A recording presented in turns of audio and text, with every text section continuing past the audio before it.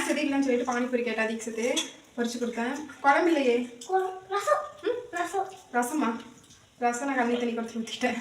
சாப்பாடு இல்லையா கொஞ்சம் கூட சரின்ட்டு ரசம் வச்சு என்னென்ன குழம்பு ஊற்றிட்டேன். இப்போ ரசம் கேட்குறேன். இப்போ இருக்கிறது வந்து பருப்பு சாம்பார் தான். பருப்பு சாம்பார் ஊற்றுட்டான் சரி, அதை ஊற்றி சாப்பிட்றான்.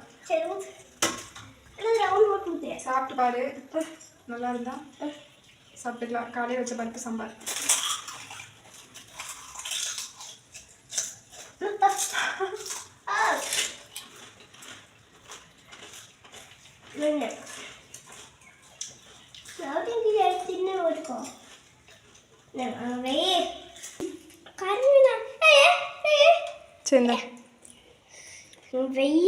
நைட்டுக்கு வந்து ரவை வறுத்துக்கலான்ட்டு ஹஸ்பண்ட் வரையில் வாங்கிட்டு வர சொல்லிட்டு நான் வெங்காயம் மறைஞ்சிட்டு இருந்தேன்.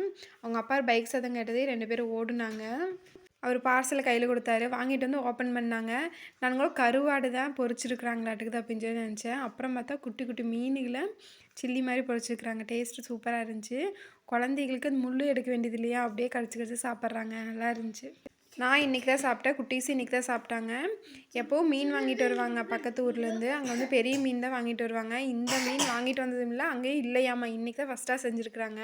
அவங்க அப்பாருக்கு தெரிஞ்சவங்க வந்து வாங்கிட்டு இந்த மாதிரி குழந்தைகளுக்கு வந்து சாப்பிட்றதுக்கு நல்லாயிருக்கு, குட்டி மீன் பொரிக்கிறாங்க, நான் வாங்கி வச்சுக்கிறேன், அது வாங்கிட்டு போ அப்படின்னு சொல்லி சொன்னாங்களாம்மா. அப்புறம் இவர் போய் வாங்கிட்டு வந்துட்டு டேஸ்ட்டு பார்த்தோம், சூப்பராக இருந்துச்சு. சரி நான் போய் இன்னும் கொஞ்சம் வாங்கிட்டு வரேன் அப்படின்ட்டு அவர் மறுபடியும் வாங்க போயிட்டார். ஹஸ்பண்டும் வந்துட்டார், ரவை வாங்கிட்டு வந்தாச்சு. அம்மா ஊரில் கச்சாயம் சுட்டுருந்தாங்க. சாயங்காலமே ஃபோன் பண்ணி ஹஸ்பண்ட் வரையில் இதில் வர சொல்லு, கச்சாயம் கொடுத்துட்றேன் அப்படின்னு சொல்லி அண்ணி சொன்னாங்க. அப்படியே வரையில் போய் கச்சாயம் வாங்கிட்டு வந்தாச்சு, சாப்பிட்டுக்கிறாங்க. ரவை வாங்கிட்டு வருவான்ட்டு கொண்டே இருந்தேன். 7 மணி வரைக்கும் வரல. அதனால தாளிச்சு விட்டு சரி வந்தால் போடலாம், இல்லாட்டி கடையில் வாங்கிட்டு வந்து போட்டுக்கலாம் அப்படின்னு சொல்லிட்டு தாளிச்சு விட்டேன். அப்புறம் பார்த்தா அவங்க ஃப்ரெண்டு இவர் கூட வந்தாராம்மா. அவர் கொண்டு போய் வீட்டில் விட்டு வரக்கு லேட் ஆகிடுச்சம்மா. எப்படியோ தண்ணி ஒதுக்கிறதுக்குள்ளே வந்துட்டார். அவங்க அப்பாரு மறுபடியும் மீன் வாங்க போனார்ல, வாங்கிட்டு வந்துட்டார்.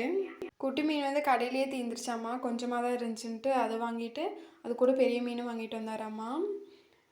ஓப்பன் பண்ணி தரேன்னா அது முடியாதாம்மா, நாங்களாக தான் ஓப்பன் பண்ணுவோம் அப்படின்ட்டு 2 பேரும் ஓப்பன் பண்ணுறாங்க. இது வந்து குட்டி மீன். குட்டி மீன் வந்து தீக்ஷத்துக்கு தான் பிடிச்சி, செலியனுக்கு பிடிக்கல. அவனுக்கு வந்து பெரிய மீன் தான் வேணும்னு சொல்லிட்டு அதான் ஓப்பன் பண்ணுறதுக்கு பார்த்துட்டுருக்கிறாரு. அதை அவங்க அப்பா ஓப்பன் பண்ணி தந்துட்டார். அதுக்கப்புறம் பெரிய மீன் வந்து அவன் செலியனுக்காமா, சின்ன மீன் வந்து தீக்ஷத்துக்காமா. அப்படியே ஆப்போசிட்டாக மாற்றிட்டாங்க. பெரியவனுக்கு சின்ன மீன், சின்னவனுக்கு பெரிய மீன் அப்படின்னு.